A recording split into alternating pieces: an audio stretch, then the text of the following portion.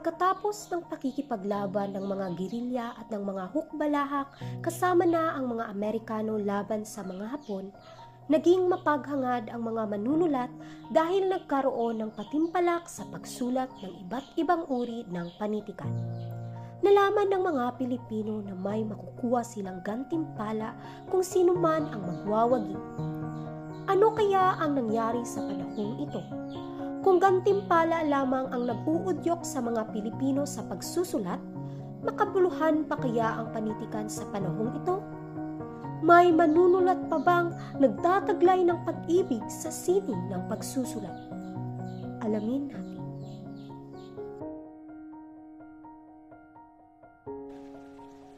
Apay, may ideya ka na ba kung anong mga pahayagan ang nagbibigay ng malaking gantimpala?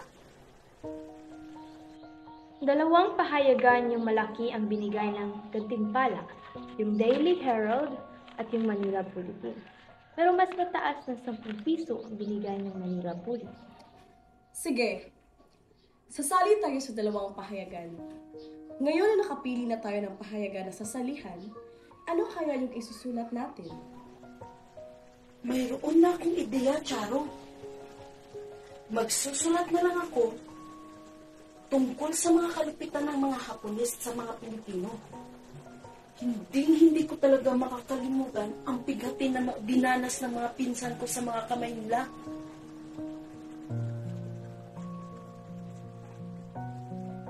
Lubhang malupit nga ang mga Hapones sa ating mga Pilipino at hindi maikakaila na tayo ay lubos na nahirapan. Kaya ang isusulat ko ay tungkol sa kahirapan ng pamumuhay sa ilalim ng pamamahala ng mga Hapones. Tama kayo. Naalala ko naman ang kahigpitan ng mga Hapon. Ang puso ko'y tila dinuduro. Mabuti na lang at hindi tayo sumuko at patuloy na lumaban para sa ating kalayaan. Kaya ang isusulat ko ay tungkol sa kabayanihan ng mga gerilya. Sus! Mga peking manunulat. Anong sabi mo, bata? Mga peke! Kunwari na nagmamahal sa bansa. Kunwari na nagmamahal sa pagsusulat. Pera lang naman ang habol. Nagsusulat para sa pera. Narinig ko kayo kanina. Naghahanap kayo ng pahayagan kung saan nagbibigay ng malaking gantimpala. Nakakahiya kayo. Bata, mahal namin ang pagsusulat, pero may mga pamilya din kaming binubuhay. Tama, kaya ginawa namin ang lahat para lang makaambag sa lipunan at sa larangan ng panitikan na hindi nagugutom ang aming pamilya. Hindi mo man ito maiintindihan ngayon dahil bata ka pa. Balang araw ay maiintindihan mo rin. Saan ka pa paroroon, bata? Ako ay papunta sa paaralan sapagkat ako ay isang mag-aaral sa pagsulat. At paglaki ko, gusto kong maging isang dalubhasang manunulat na may malaking ambag sa ating lipunan, pati na rin sa larangan ng panitikang Filipino. Mabuti yan, bata. Ano ba yung mga leksyon? Baka makatulong rin yan sa amin. Sabi ng aking mga guro, marami sa ating manunulat sa Tagalog ay nalipat sa pagsusulat ng mga pampaaralang aklat sa Filipino. Lumipat sa pagsusulat ng mga aklat pampaaralan sa Pilipinas. Opo, at nagsulat sila ng pambarila at pampanitikan tulad ng tula, maikling kwento, sanaysay, nobela, at iba pa. Mabuti naman kung ganon. Damang-dama ko na ang pag-unlad ng panitikang Pilipino. O sige na bata, baka mahuli ka pa. Mag-iingat ka ha.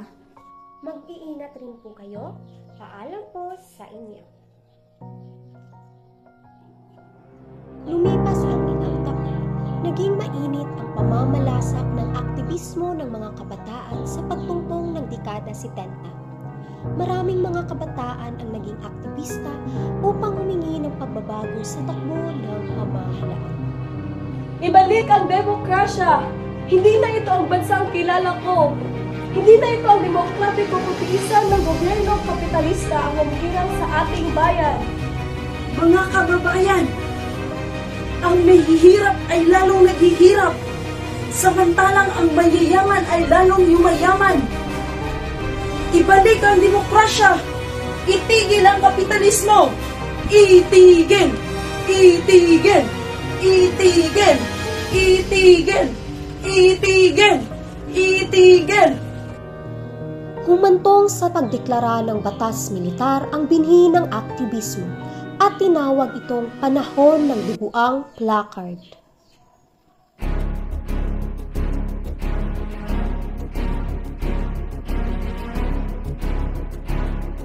Ibagsak ang martial law. Ibagsak ang martial law. Ibagsak ang martial law. Ibagsak. Ibagsak. Ibagsak. Martial law. Ibagsak ang martial law. Ibagsak. Ibagsak ang martial law. Ibagsak. Stop the killing! Stop the killing! Stop the killing!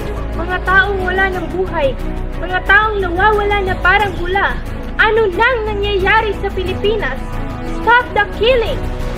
Sadya pa rin masasabi na mapolohiya ng kabataang mainit ang dugong dumadaloy sa kanilang ugat ang dahilan ng paghihimagsik laban sa makapangyariring lakas ng Pilipinas.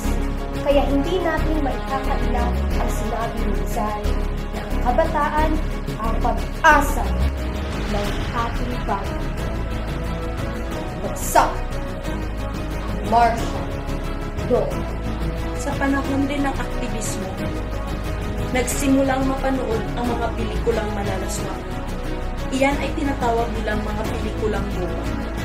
Dito rin dumagsa ang mga comics, iba pang bababagsahin ng mga larawan ay ginuhit na walang mga saplot sa katawan.